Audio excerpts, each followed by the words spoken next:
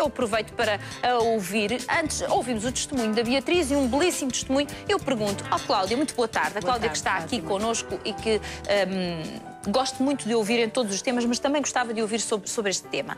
O casamento não é uma prisão. Ou não tem de ser uma prisão. Ouvindo o testemunho desta mulher que tem uma vida artística, que toda a gente sabe como é, o que é que gostava de dizer? Eu gostava de dizer, antes de mais, que o caso da Beatriz e do companheiro é um caso daqueles que não me aparece no consultório. Com pena sua, já percebi. com muita pena minha e seguramente com muita pena dos casais que me procuram. Porque muitas vezes o casamento começa a ser uma prisão na medida em que tentarmos mudar o outro. Eu diria que esse é o erro número 1 num relacionamento sério, isto é preciso aceitar o outro tal como ele é. A Fátima referia-se várias vezes à independência da Beatriz. Eu chamaria a identidade da Beatriz. Exatamente. Na medida em que o Nuno tentasse alterar o que quer que fosse na vida, na identidade da Beatriz, isso seria provavelmente o começo do fim. Claro. Depois gostava de sublinhar outras coisas, a admiração mútua, a forma como os olhos da Beatriz brilham enquanto fala do companheiro. Isso traduz aquilo que eu chamo o fio condutor, ou seja, a Beatriz fala do companheiro e da própria relação como algo tão sólido, algo tão estruturante na sua vida, que muito provavelmente não se dão conta, nem a Beatriz nem o Nuno, daquilo que fazem diariamente, dos esforços que fazem, não têm de ser sacrifícios, para que esta relação se mantenha assim, tão viva, apesar das dificuldades, que são exatamente as mesmas porque os outros casais passam. Exatamente.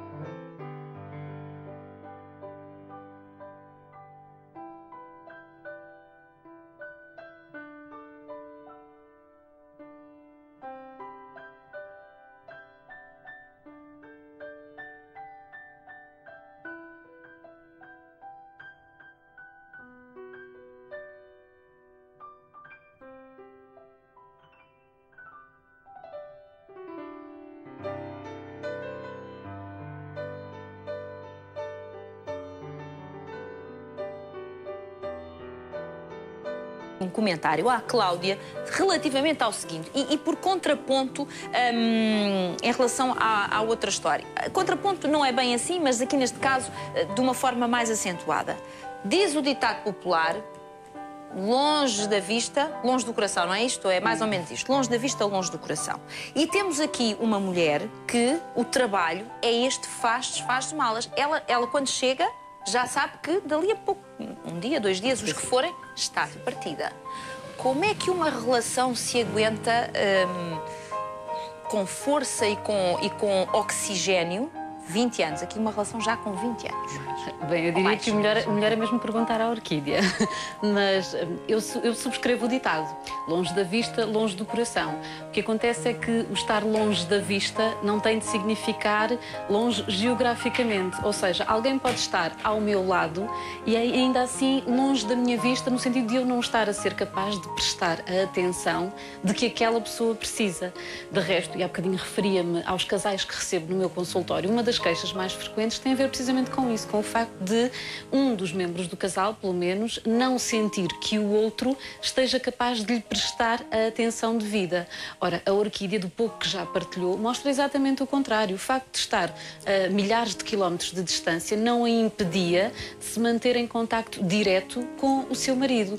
Encontraram, à vossa maneira, formas, muito provavelmente diversas, de se mimarem mutuamente. E é isto que também alimenta uma relação, para além do óbvio de conhecerem muito bem, em primeiro lugar, as próprias necessidades e respeitarem as necessidades do outro. Eu estou certa, ainda não se falou aqui muito do marido da Orquídea, mas estou segura de que este é um marido que se esforça diariamente por respeitar a mulher que tem ao seu lado, por respeitar as necessidades mais primárias da Orquídea. E estar sistematicamente de partida é, tanto quanto eu possa perceber, uma necessidade primária para aqui a Cláudia o seguinte. Cláudia, ao falarmos destas muitas coisas que a Orquídea faz, eu reparo que, e não sei se estou enganada, se eu estiver, corrija-me, por favor, mas a sensação que eu tenho é que a Orquídea, para além das coisas que concretiza, que representam sonhos mais recentes, vamos dizer assim, depois há outros sonhos que me parece que ficaram em banho-maria, lá algures, num determinado ponto da sua vida, e que ela achou que, independentemente do passar de idade, está na altura de os repescar. Até que ponto isso é oxigênio na nossa vida? É, sem dúvida. Nós somos quase todos movidos a sonhos. Nós precisamos de continuar a sonhar, de continuar a ter objetivos, de continuar a projetar a nossa vida. A maior parte das pessoas não é como a orquídea. A maior parte das pessoas tem 2 ou 3 sonhos e ainda bem que assim é. Ainda bem para elas, tal como ainda bem para a orquídea, que tem tantos projetos, tanta sede de mundo, como dizia, tanta... Continua a ter. Exatamente. O fundamental é isto mesmo, é que tenhamos esses objetivos e que nos lembremos que a vida é hoje. O aproveitar a vida tem de ser hoje. O concretizar os nossos projetos tem de, pelo menos, começar hoje. Aquela ideia de que mais tarde, na reforma, quando eu tiver tempo, eu vou fazer isto ou eu vou fazer aquilo, pode não ser muito funcional.